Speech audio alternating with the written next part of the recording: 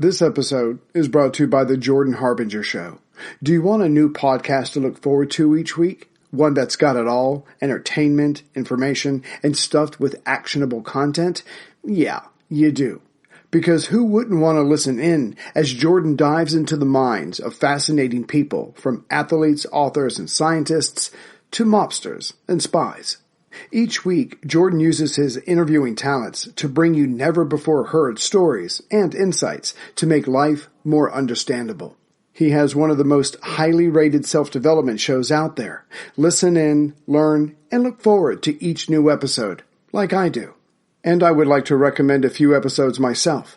The first one is episode 650, Brian Klaas, The Corruptible Influence of Power, and the other one is episode 585 with Timothy Snyder, 20th Century Lessons on Tyranny. Check them both out.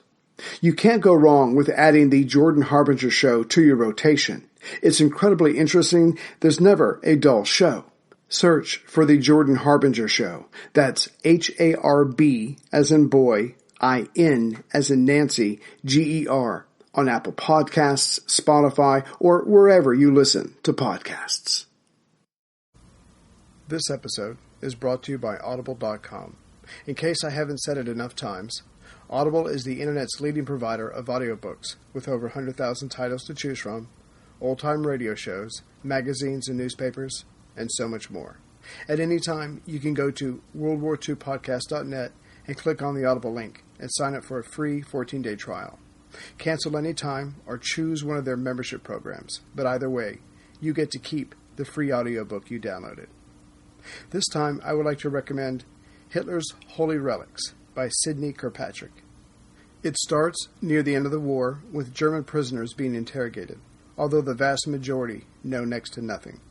First Lieutenant Walter Horn of the U.S. Army, an art history professor in his past life, is in the middle of an interrogation when he stumbles upon information about the location of the crown jewels of the Holy Roman Empire and the Spear of Destiny, which was taken from Austria after the Anschluss. The German soldier is simply trying to be obliging and has no idea of the significance of his own knowledge. General Patton's intelligence staff gives Horn just 3 weeks to find the priceless artifacts before they are taken by neo-Nazis hoping to revive Hitler's dream of domination. In fact, some of the artifacts have already disappeared. It's an amazing story, well told and well read. It's part detective story, part thriller, and all true. Trust me, you will end up sitting in your driveway listening long after the engine has been turned off.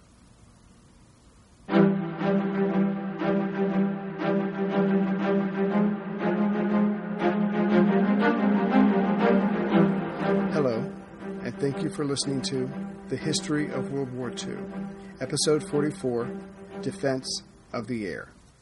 By the end of World War I, it was clear to all that air power would play an important, if not dominant role in the next war. But, as is often the case, after a war, military expenditures dropped quickly. In Britain, military thinking was offensive, as in it would be better to fight on someone else's land instead of their own, so the bomber was focused on.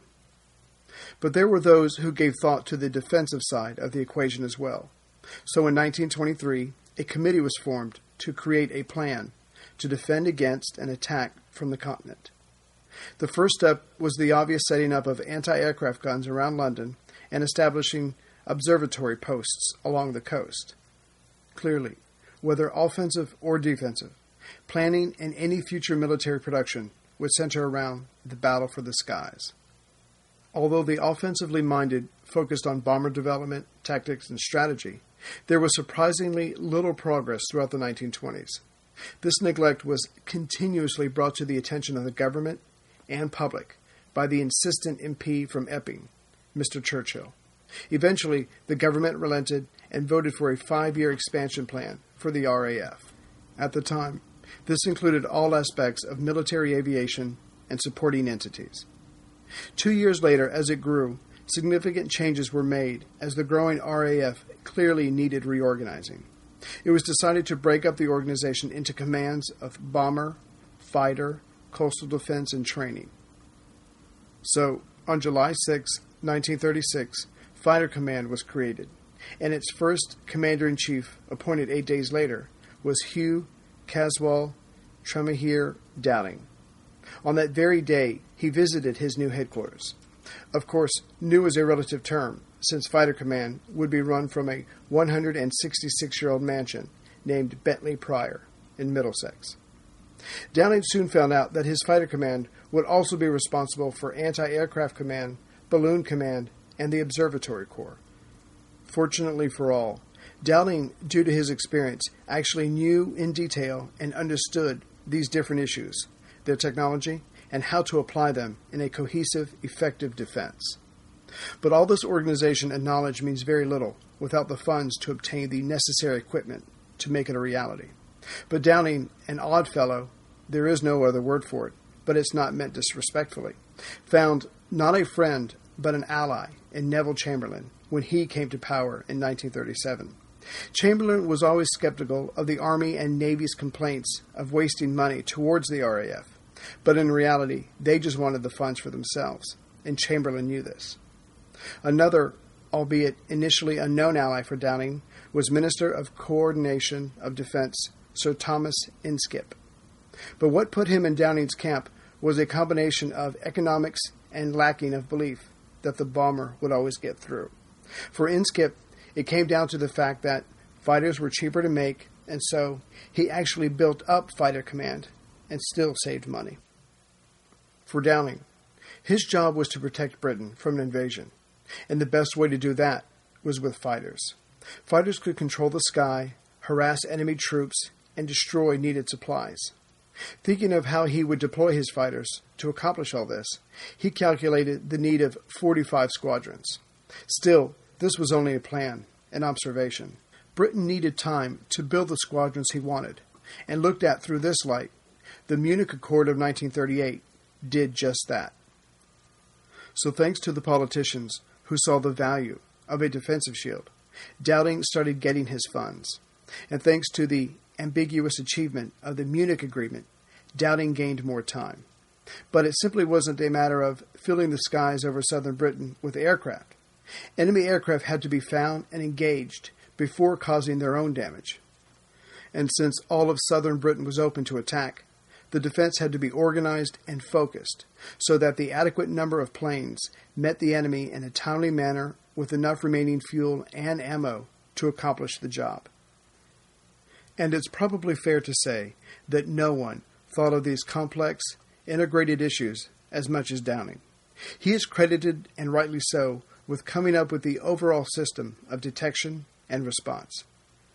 His first steps were made before 1936, when with the Air Council.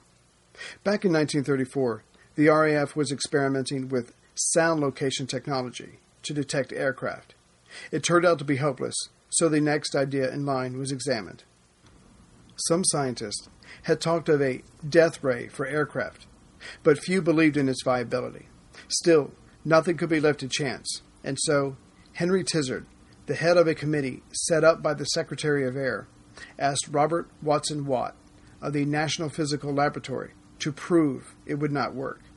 The report was conclusive, but they also found and reported that radio beams, though not harmful to humans, were affected by aircraft.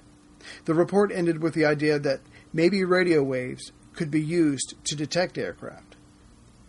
Most in the field already knew that radio waves bounced off solid objects, because it had been proven by Heinrich Hertz in the 1890s. The Germans experimented with the phenomena, which one day would be called radar, but the Navy only wanted it used to aid in gun laying or the aiming of their large guns.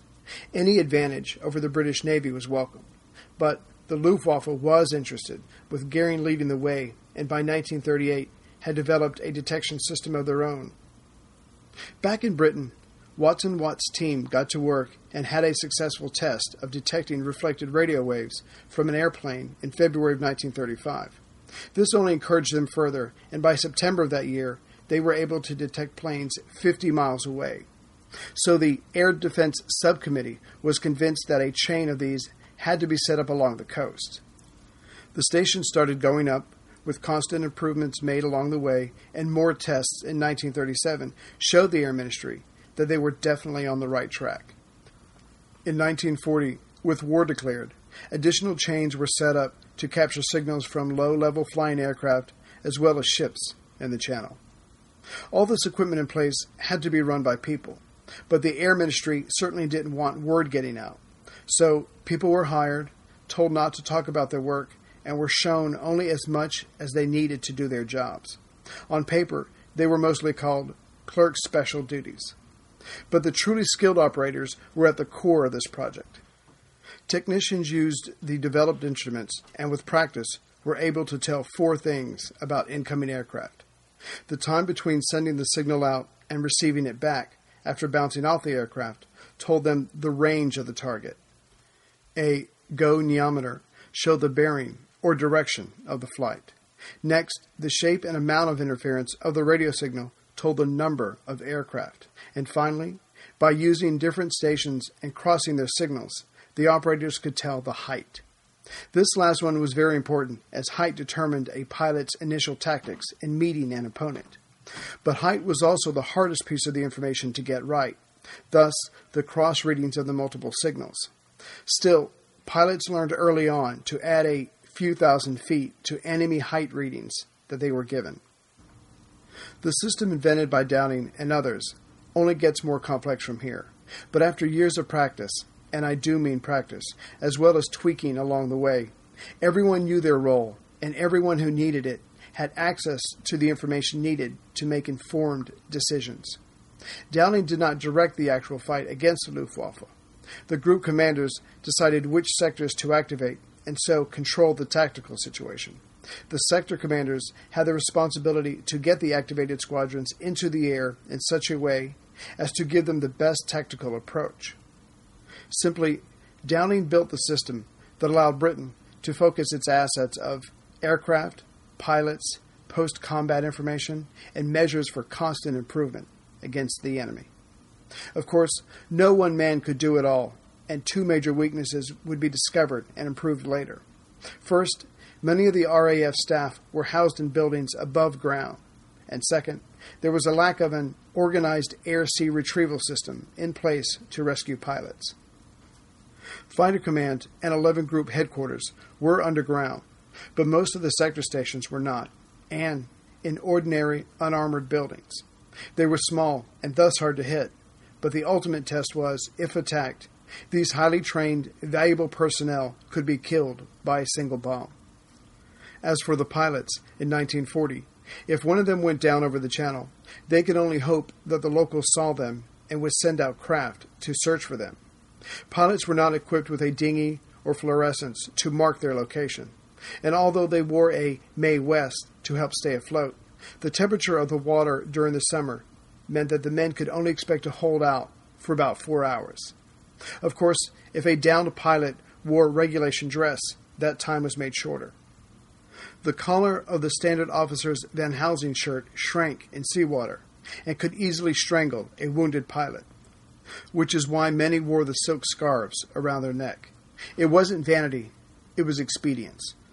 But as someone once said, adapt or die. But as more valuable pilots drowned in the early stages of the battle, changes were made in August of 1940. But not until 1941 was a proper air-sea rescue service formed. Ironically, the Germans never fully appreciated or discovered more of the RAF's workings or secrets.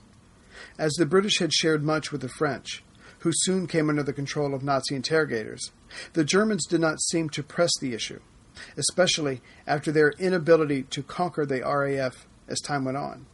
But it seems that the Germans did not try to find out more because they thought they knew it all. After all, they knew about radar. They invented it. They used it.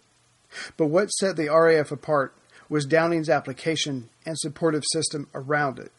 You do not need equal or larger numbers than your enemy if you can focus what you have and apply it only where needed. Only if one had to keep planes constantly flying all over the place would impossible numbers of planes and pilots be needed. And because of Dowding and radar, that simply wasn't the case in the Battle of Britain. An excerpt from Adolf Galland, a Luftwaffe general and flying ace after the war. Quote, "From the first, the British had an extraordinary advantage, never to be balanced out at any time during the whole war, which was their radar and fighter control network and organization. It was a very bitter surprise for us. We had nothing like it.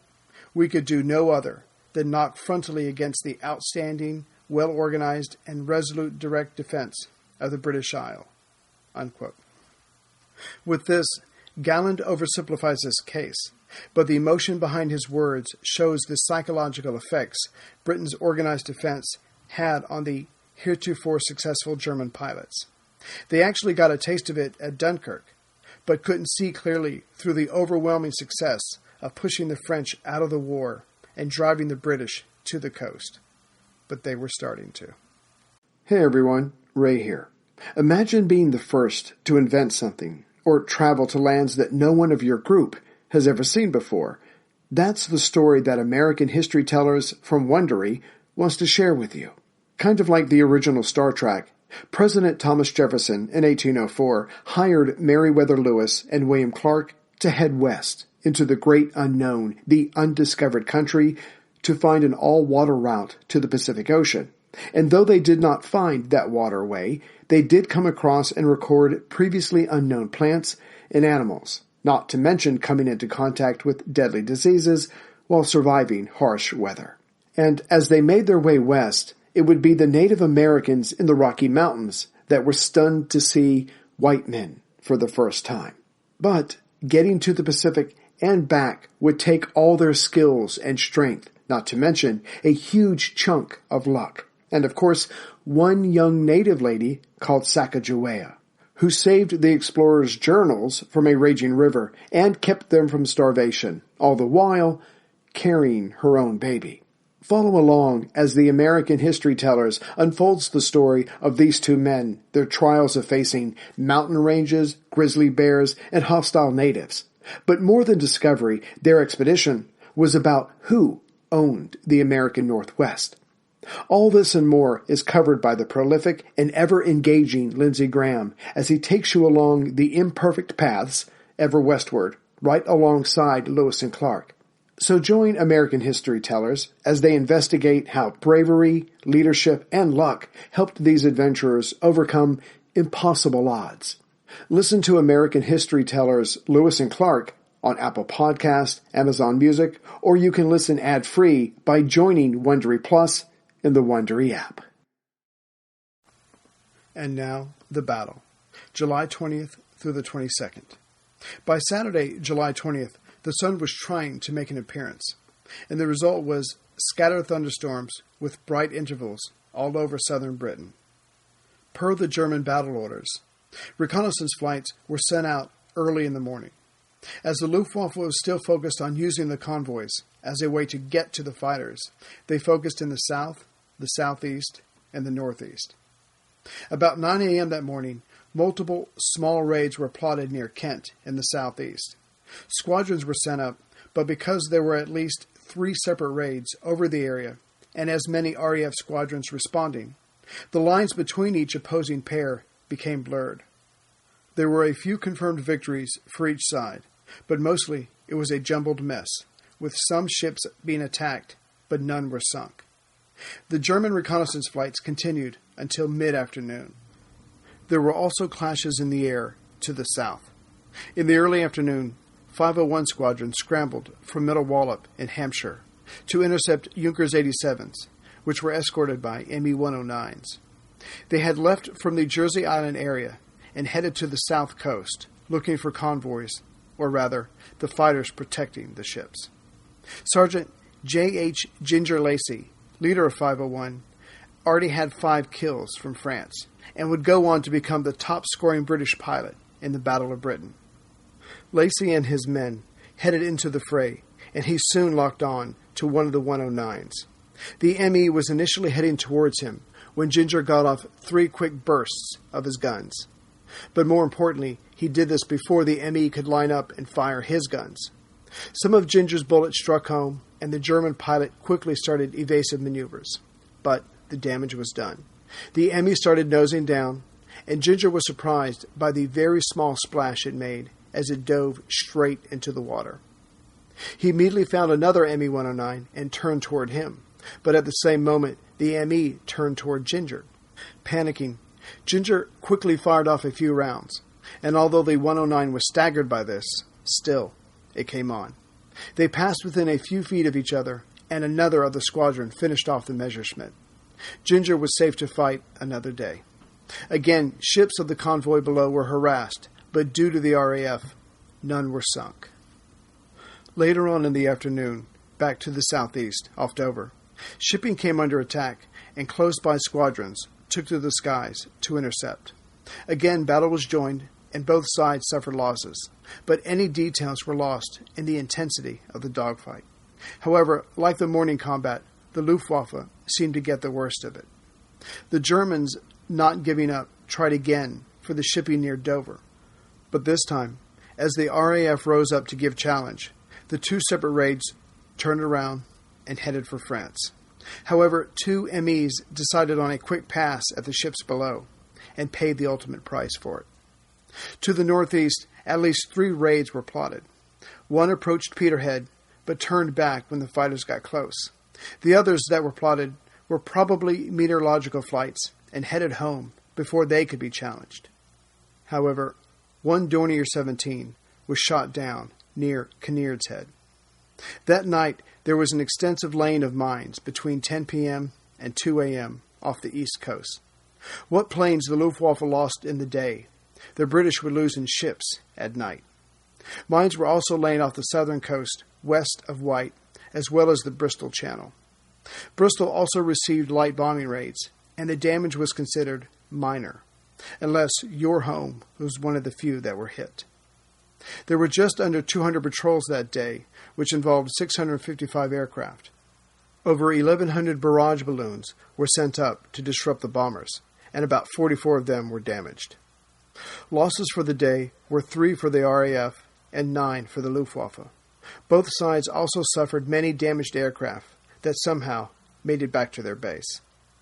Total losses recorded to date were 40 for the RAF and 63 for the Luftwaffe. If the goddess Fortuna is reflected in any way by Mother Nature, then she was clearly fickle about the antagonists this day, Sunday, July 21st. The weather started out fine, but then became cloudy over most of southern Britain, but by evening cleared once again. Hitler gathered his commanders-in-chief to talk further of Operation Sea Lion. The rejection to his latest and last peace proposal came hard upon his offering of it, and so it was time to face facts. He would have to referee between the Army and the Navy if there was going to be an invasion. In the past, before he was secure in his position and power, it suited him to have these powerful men against each other, but now he needed them to work together. That was the only way to defeat the RAF, stun the British Navy, and conquer the momentarily weak British land forces. But the dispute started just as the meeting started. The Army would not guarantee success unless the Navy transported 40 divisions to southern Britain. The Navy, with Admiral Raeder present, would only accept responsibility for 10 divisions. For the generals, this was clearly not enough, even with the largely unequipped British forces. Churchill had boasted several times that London alone could occupy a large German force if it was forced to fight from street to street. But Hitler had easily worked that out for himself. Then Hermann Goering, recently promoted to Reichsmarschall des Großdeutschen Reiches, or Reich Marshal of the Greater German Reich, and leader of the Luftwaffe, stepped into this storm with what he saw as a compromise. He stated that, with 5 good days of weather, his planes could make it so that 10 divisions would be adequate to land in the south and march on London. Still, Hitler had his doubts. He said, "The invasion of England is a specially audacious venture. Although the crossing will be short, we are not contenting with a river, but the open sea, controlled by a well-prepared enemy." Goering left to talk with his commanders Kesselring and Sperle. Hitler had planted himself on the fence again, but was violently shoved off when he heard on that day the Soviet Union had forced Estonia, Latvia, and Lithuania to come under the umbrella of Joseph Stalin. Goering talked to his subordinates, and then Kesselring and Sperla talked to their Geschwader commanders. The Luftflotte commanders, Kesselring and Sperl's orders from Goering stayed the same, for the most part. Goering now wanted British warships added to the list of targets.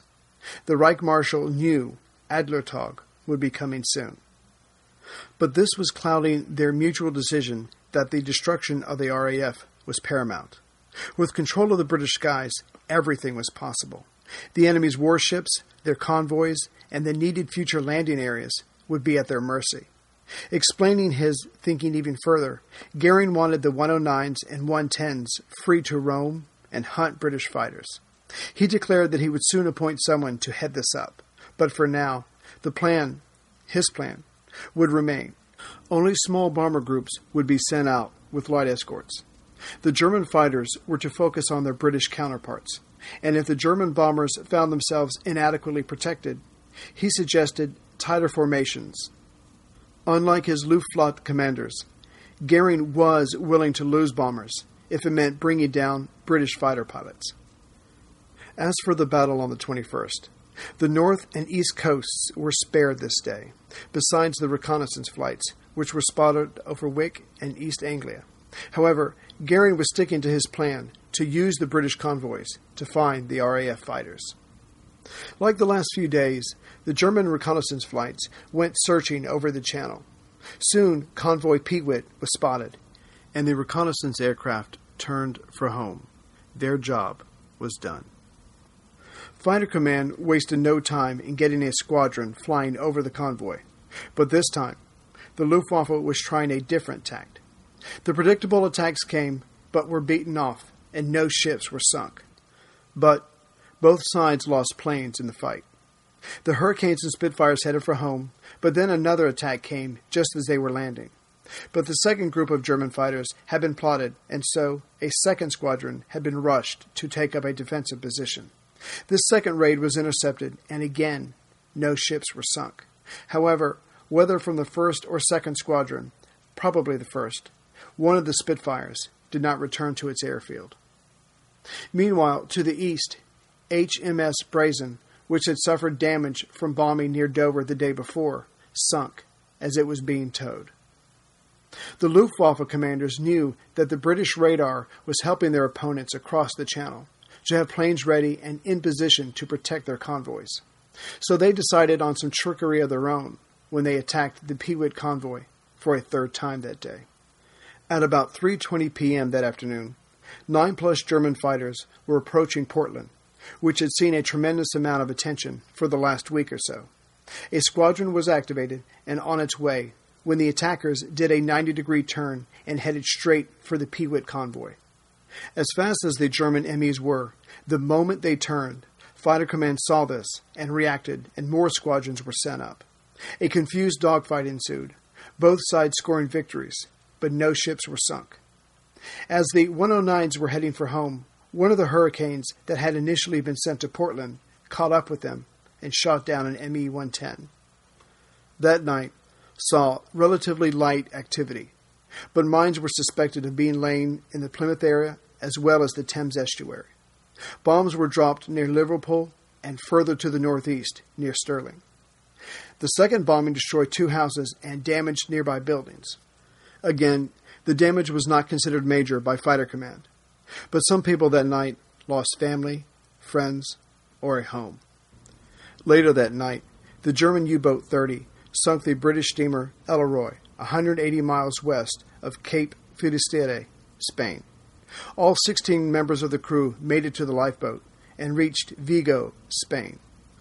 And finally, around 5 a.m., a convoy was unsuccessfully attacked off the Lincolnshire coast.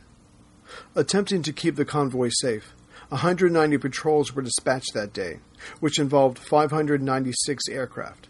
Again, over 1,100 barrage balloons were sent up and 60 were destroyed. Losses for the day were 6 for the RAF and 7 for the Luftwaffe. Total reported losses to date were 46 and 70, respectively. Home production was building enough planes to match RAF losses, but trained pilots were a different story. Fighter Command also knew that losses like this could not be tolerated, They could not match the Luftwaffe's losses and stay in the fight. For whatever reason, despite the improved weather on Monday, July 22nd, Luftwaffe activity was lighter than it had been for the last few days. The Dover Straits across from Calais were clear, with light rain to the east and light clouds over the Channel to the west. It's possible that the digesting of information from the two meetings the day before caused the Luftflotte commanders to focus on information gathering over sorties. Although Luftwaffe estimates of downed RAF fighter aircraft were vastly overdrawn, they had to be honest about their own losses. Clearly, more intelligence gathering was needed before a more structured and designed plan to win the air war could be implemented. The usual meteorological and convoy reconnaissance flights were carried out this day, but no ships were attacked. The RAF, unaware that the Luftwaffe would be pulling back on their attacks, kept up their patrols over the convoys in the Channel and along the east coast. A raider crossed the coast between Bristol and the Sussex coast, but was flying very high and left when approached. Another raider crossed at Selsey Bill to the east of White, but didn't manage to get away in time and was shot down near Tangmere. Another raid of 3 German aircraft approached Selsey Bill and was engaged, but there were no victories on either side. There were other raids throughout the day, but they followed the same pattern: few engagements and fewer actual dogfights. Both sides had one confirmed victory for the day.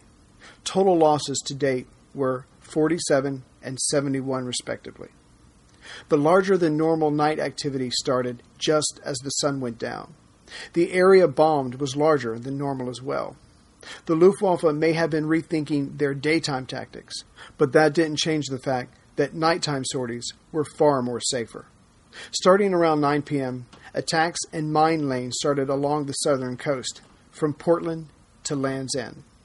From about 10 p.m. until 2 a.m., bombs were dropped on many points over the British Isle. To the northeast, near Edinburgh, an attack came, causing civilian casualties. The raider probably came from Norway and departed unchallenged. In the west, near South Wales, bombs were also dropped. Mines were laid in the Bristol Channel and along the east coast. Although the darkness increased the chances of a Luftwaffe pilot returning home, it was not guaranteed. To the south, near Selsey Bill, a Dornier 17 had just finished dropping its bombs when it was engaged and downed before it was able to cross the Channel back to Calais. That night, houses, German prisoners, water mains, electricity supplies, and docks all suffered from the bombing. The British Navy was trying to do its part in hunting down German U-boats, but tensions were high and everyone was focused on not being the next casualty, and mistakes were bound to happen.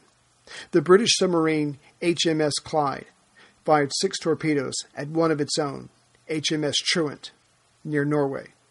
Fortunately, all torpedoes missed and neither sub was damaged. British intelligence submitted a report that day to the War Cabinet. It stated that the Luftwaffe was up against a determined and efficient fighter defense force for the first time. Also, the Luftwaffe seemed not quite fully prepared for a major operation. The report felt confident that this would be coming soon. The enemy commanders were probably using this time for tactical experiments against RAF air defenses. It finished with the assumption that the full weight of the Luftwaffe would be brought to bear on Fighter Command, and soon. Overall, this report was predictable, but impressively accurate.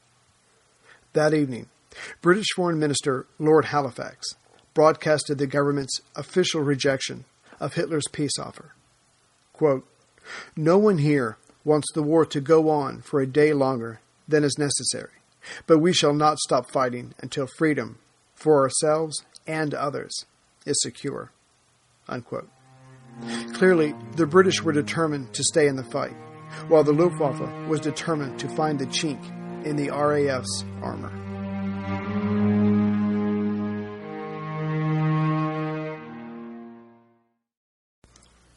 Greetings from Central Virginia. Just 2 quick announcements tonight, and I will let you go. The first one is, because of Paul Finch's hard work, there's only one website, WWII-podcast.net, and one iTunes feed. So, for those of you who have taken the time to write probably your third review or rating on iTunes, I thank you. But this time, because of Paul's hard work, it will never go away. It will never disappear. It will always be there. So thank you for writing something on iTunes. And again, Paul, thank you for the website. And finally, the tour information is posted and ready for everybody to look at. When you get a chance, forget that. Please run to a computer and go to historyworldtravel.com. The fine people at Educational World Travel have put this together, and I'm tempted to read the entire itinerary to you, but that's pushing the bounds of good taste, I know. So when you get a chance, check it out. I'm sure there'll be more information on the website as time goes by, but if you have any questions, you can send them an email, or if you want to book, you can send them an email to info@historyworldtravel.com. So if all the people that wrote me asking questions actually sign up for this, it's probably going to go pretty fast. But if you don't make it this time, and you happen to live in London, Paris, Normandy, Dunkirk, Lille, Luxembourg, or Brussels, just look for the American with a large group that's butchering all of the names. You'll know it's me. Come by and say hi.